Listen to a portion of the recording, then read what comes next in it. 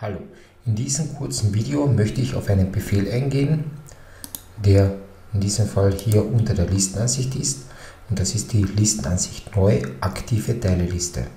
Das heißt im Grunde genommen, wenn ich hier irgendwo einen Bereich bearbeiten möchte und ich hier die Teile mir eventuell isolieren will, das heißt ich blende hier einfach mal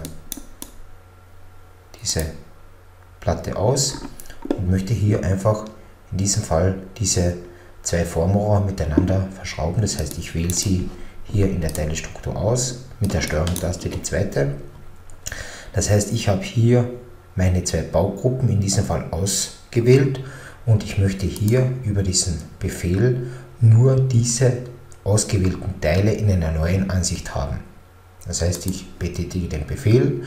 Jetzt werde ich auf eine Position am Bildschirm abgefragt, welche ich hier einfach mal hernehme und sage, diese soll mir über eine Standard-Axonometrie eingebaut werden.